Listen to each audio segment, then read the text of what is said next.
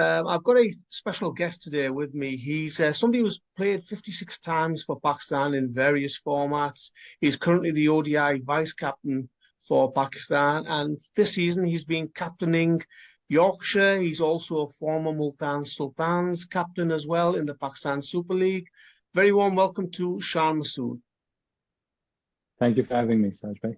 Yeah, no problem, Shan. Let's start with Yorkshire this season. You've captained them in all three formats. Well, you've captained them across the two formats, and then there'll be another format coming up as well.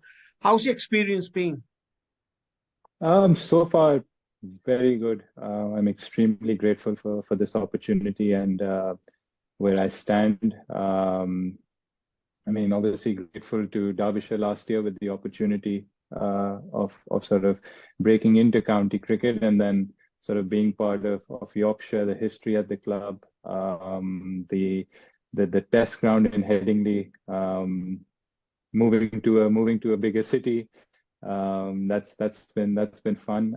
And then yes, there have been challenges on and off the field, but like I always say, I've come at a stage at a club where the club has gone through quite a lot off the field, but it's something that happened before me. So my role over here is to get educated about it, form a well-formed opinion about it, and then obviously focus on the cricket and take this club forward in terms of playing a brand of cricket that this club has been known for and play a brand of cricket where this club is sort of recognized amongst the top counties as it always has been. So it's been quite fast-paced because I joined sort of in the middle of the season, and June is always probably the most hectic month in the county calendar. But I've loved this challenge. I've loved every bit of it, and I'm going away on a break right now from county cricket. But once I come back, I'm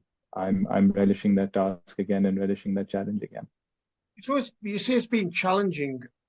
Challenging on and off the field, no doubt. I mean, you've got the cricketing side of things, and then you've got all the other controversies going on around Yorkshire. Look, like I've said, there are things that have happened before I joined the club, and sort of some serious issues that the club has dealt with. But fair play to the club with how it's been dealing with it. Fair play to the players. I think it's had a huge toll on the county, and ever since I've been here, I've been seeing signs of the club wanting to move forward, making a lot of efforts to move forward, and getting things right back on track. And what's important is, look, what's done is done. What can we do from here? And I think the club is working extra hard on and off the field. And sort of my job when it comes as club captain is to make sure that our culture is good. We're playing a good brand of cricket, and then hopefully everything's reflecting on the results where results have been a bit start-stop as well, but I think we've seen enough good signs to know that the cricket side of it especially is in a very healthy position, and we're actually looking forward to taking this young group of players forward and sort of making big names out of them as the club has done so previously with some current England players. Oh, it's always unfair to just judge a player on his average, but you'll be disappointed with a test average of 28.30, Shan. Look, I think personally, I've always been someone that's first looked at themselves. I'll always look in the mirror and sort of expect the highest standards of myself. And yes, like as you've mentioned, when you just in isolation look at the whole average, 28.03 is not good enough. I mean, if I would be averaging 45 or even 50, I still would never be content with it. But 28 is something that I'm personally extremely not happy with it, and I'll take all the responsibility of the results on myself. I never look to sort of point fingers or blame, but again, like you've just said, it's very easy to just open up a cricket info page or a stats page and just go like, this is the overall picture of the person. I think as human beings, we should be a bit more objective. We should do thorough research before just forming an opinion, especially when something has not ended yet. I mean, it's not extreme. I'm still in sort of the middle of my career. My career is nowhere near the end. Hopefully, I mean, keeping injuries and health into consideration.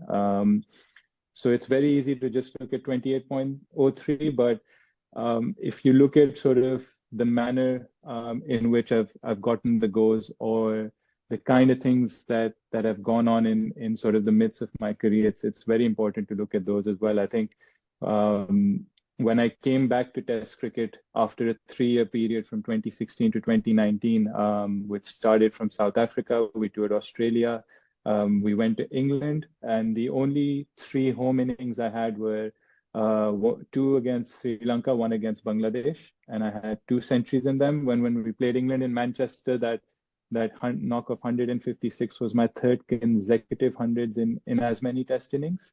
And then from there, we had a 6-month break. Obviously, there was COVID. And from 3 consecutive hundreds, I had 3 consecutive zeros. And after that for 2 years. So again, like that's something to take into consideration. Before that, 2013 to 2016, when I did sort of play 12 Test matches in that span, it was never more than 2 Test matches in a row, except for one time where I played 1 Test against Sri Lanka and 2 Tests against England. And in 2 of those Test matches, I had a century and a 50 and didn't manage to play the next Test match. So if these Test matches were in a row or in 2 parts, I'd be very content with the amount of chances I'd been given. But we should always objectively sort of look at the manner of the chances someone has got. And I think the prime example right now is this English team. They're more interested in how people are playing, how can they contribute to the team, what value can they add to the team rather than just numbers. And I think if we're debating numbers, we can sort of look at a lot of players that might not have done as well as you'd want people to do in Test cricket. But look, Test cricket opening is very hard. We've seen that around the world, especially in the last 4 or 5 years.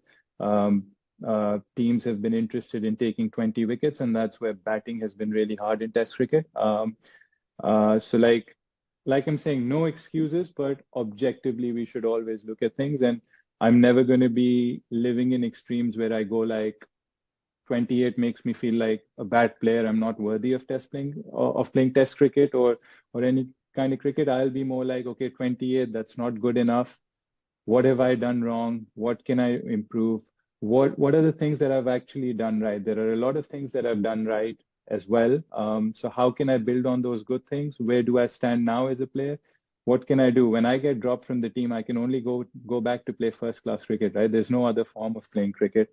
So I've gone back to first-class cricket, pull out the numbers. Anytime I've gone back, I've been dropped from the team. It's been for a couple of years, but I've always gone back to domestic cricket. I've always gotten runs. I've always come back into the team after scoring a lot of runs. And just like, when I was dropped after the New Zealand series, if you look at last year when I played the Quaid-e-Azam Trophy, when I played the county season, I scored almost 1,600 runs just to come back into the Test team. And even when I did come back to the Test team, I came back in the Australia series. I didn't play the Australia series. I didn't play any of the Test matches in Sri Lanka. I didn't play the first 2 Test matches against England. I only played because Imam got injured in the 3rd Test. And then I only played the New Zealand Test matches because Azhar Ali had retired till then. So I've always waited for my opportunities. I've always took it on the chin. I've always let whatever's going to happen naturally. And I've always tried to sort of better myself as a cricketer. Failure is only going to make me learn. It's only going to make me get better. Until I'm done playing, I'm going to keep at it. I'm going to keep trying. And if it happens, it happens. If it doesn't, I know at least I've been trying my best to get to a place where I really want to be. Regarding your ODI, again, mentioning the average here, Shan, but it's again work in progress, area to improve upon. 18.11 ODI average. Won't be happy with that, will you? No, Sajid bhai, absolutely. You want to get cracking first up. You want to get started first up. But it took me 4,000 list A runs at an average of 80 over 5 years just to get into the ODI team in 2019. And my list A average was amongst the highest in the world. Just to get selected after 4 years or 5 years of playing list A cricket. That I always considered that as my best format. I churned runs after runs in list A cricket. When I got my chance, I didn't really grab it that well. I had a couple of good starts, and I actually ended the series with a 50 against Australia. And I never played an ODI again for 4 years. My last list A tournament was after I came back. So I got 3 ducks against New Zealand. I went straight into the list A tournament in Pakistan, and I scored 472 runs in 5 innings at an average of 118. And I didn't get picked for the ODI side. My job is to score runs, add runs to my tally. If I get picked, I get picked. If I don't get picked, I don't get picked. But people can easily just once again just open Cricinfo and be like, oh, he's averaging 18 over 9 ODIs. I didn't play after getting a 50. I didn't play for 4 years. And again, when I played against New Zealand in the third ODI, that was after Imam got ruled out for a hamstring injury in that ODI. It was a very last minute change. And then in this series against New Zealand, when I actually did play, I tried my best. Just before the first ODI, I ended up dislocating and fracturing my finger. I tried my best when I played the first match at number 4. I just couldn't play. I couldn't feel. I was actually very, I don't like using that term, but I was fielding horribly in that match. I had my 2 fingers strapped together. And then when I batted at number 4, I got like 1 of 12 balls, not good enough. I went up to the management, spoke to the management, and said, if I have to field and bat like that, then I'm better off not playing because I'm not doing any justice to the team. We rested for 2 games, but obviously with the World Cup coming up, you want to raise your hand, you want to be in that team, you want to give it everything. Despite having a fractured finger, I played the last 2 one-days by getting some injections into my finger. I got 44 in one. I got bizarrely stumped of Ish Sodhi, and in the last one, I didn't really bat well, and I got out for 7. So again, like there was a 50, didn't play for 4 years. There was a 44, so like some good signs, but again, like it's easy to open up Cricinfo and just look at the Pakistan numbers, ignoring the thousands of runs you've scored in List A cricket. When a cricketer is not playing international cricket, or how does he get selected for international cricket? By playing domestic cricket. And I think I've done my fair share of domestic cricket. That's where I can go back. That's where I can improve my game. And if I get selected, okay. If I don't, but my numbers reflection at the moment, I'm obviously not happy with it, but it is something that I'll always look to improve, and I'll keep trying, and I won't give up. Fans criticize you, Shan. Fans criticize a lot of players. How much does it hurt when they start calling you names like sifarshi? Let's be honest about it. They start calling you names. How much does it hurt, and what's your response to that? Look, it hurts a lot, and it will, but you'll always get a mix of people. I can't just say that just because I've been called names or there is like there will always be a part that doesn't like you. I can't just say people are like that. I think you'll meet all kinds of people across life. I will always be empathetic. I try and understand, okay, they might not like me. That's fine. That's their opinion. But what I don't get as a cricketer, I can't understand that as a fan because I'm not a fan of the game. I'm actually playing the game. I'm actually invested in the game as a player, is that you don't have to, if you don't like someone or if you disagree with someone, it's okay to just disagree and be okay with that. Fine, I don't like so-and-so player. But to hate on someone, to call people names without actually knowing the correct story or hearing one side of the story, then that's not really your opinion. If you're forming an opinion just based on something you've read off the media or social media, it doesn't mean it's true. I think people should be more educated. They should have a well-rounded opinion. They should, before having to make such strong allegations on a player, I think people should form opinions. If you don't like the player, if you think that their numbers aren't good enough, that's completely fine. But let's just keep it to that. But when it comes to character assassination, when it comes to calling people names, I think people need to be sort of more empathetic towards the players. We've got families. Basically calling someone sifarshi, saying someone's a cheat. I'm a very principled person, and I don't have to sort of justify it in front of anyone. Those people that know me that I'm very principled. I stick up for what's right. I would hate doing something wrong, but calling names and accusing someone of something serious, I think that's not on. And you see it from people that are very well sort of brought up, very well educated. You see it from masses. There was an incident, obviously, at our own ground in Pakistan, in Karachi, that I heard things from a section of the crowd, and it did hurt a lot. But there was also one at Headingley, just recently during a T20 game. And again, it's an opinion that's formed just because they've read something on social media. Like I said, you don't have to like a player. That's fine. You can just say, I don't like Shan Masood, the player. But when you're character assassinating someone, I think that's where people need to be more empathetic towards players. Kind of freely criticised your appointment as vice captain of the ODI side, Shan. What's your response to that? Nothing. Like I say, everyone's entitled to their own opinion. I don't like controversies. I consider myself a team man. I would never, even if someone says something against me, that's fine. That's their opinion. That's their side of the story. And again, like, I don't want any controversy. And what happened then was a decision made by the cricket board, because Shadab was injured. I got appointed as vice captain.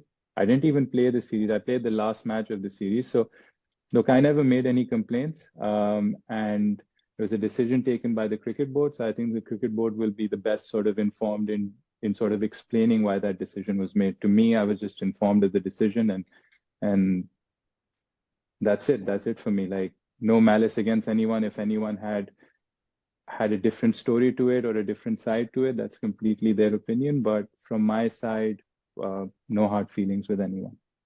Looking ahead, Shan, it's a big year of cricket for Pakistan. You know, you've got the Asia Cup coming up, and then you've got the World Cup as well. Focusing on the World Cup, if Pakistan go to India, that's a huge challenge, isn't it? How do you rate Pakistan's chances in that tournament? I think Pakistan cricket, in terms of the assets we have, is probably in the best place that I've ever seen Pakistan cricket in. Not that just I've been a part of this team, so I'll say it, but it's from me, it's like an honest reflection. They've got all bases covered. We saw glimpses of how good a side Pakistan is, whether it was the T20 World Cup in the UAE, whether it was the Asia Cup, whether it was the World Cup in Australia. And when it comes to 50 overs, I think it's the same sort of group of players, or very similar, and they've actually got more chances. So in 20 overs, it's quick, it's short, it's sharp. Bowlers only get 4 overs. Batsmen only get, on average, an opening batsman might get 30 balls. A lower order batsman might get 15 balls. But when it's one-day cricket, the same bowlers are getting to bowl 10 overs. The same batsmen are getting to play 70, 80 to 100 balls. So that's where their skill comes more into play, and they become more threatening. And we've got some serious ODI players, and I think playing in India, the conditions will suit Pakistan a lot. And I just see that we've got all bases covered to have a really good competition. And if momentum, if the Pakistan team gains momentum going into the competition, they're one of the favorites for the World Cup. And looking forward to facing India in Ahmedabad, Shan. That would be a special occasion if you play. Yeah, I think one of the most special memories for me would be Melbourne, playing in front of 94,000 people against India. Obviously, that was more neutral than what would be in Ahmedabad. Obviously, it would be a dream to play there. But that game in Australia, that was my first ever experience in a World Cup, and my first ever experience of a Pakistan-India game, playing a Pakistan-India game. So I thought nothing could beat that. But now, having seen the fixture that's come up, Ahmedabad in 2023, 15th of October, if I've got it right, that's the stuff sort of like dreams are made of. Any cricketer from Pakistan or India would love to be a part of that. And any player from both sides would love to be on the winning team for that. So yeah, I mean, those are the moments that you play the sport for. And hopefully, whatever happens, whoever plays or not, Pakistan ends up on the winning side. The Sri Lanka series coming up now, Shan. You're heading to Sri Lanka soon. How do you feel about that? Quite a tough place to tour. No, it's always been I mean, I've had my first Test century in Sri Lanka. Some good memories. There have been tours where I've gone actually and not played, but it's a lovely place to visit. It's a lovely place to play cricket. It has its different challenges, and Sri Lanka is always a very competitive team. They're a never say never team. They always make the best of what they have. They've got some serious young players coming up, and haven't really watched it much, but having followed sort of the qualifiers in Zimbabwe right now, even though it's the one-day team, but there are some players that play the test matches against us.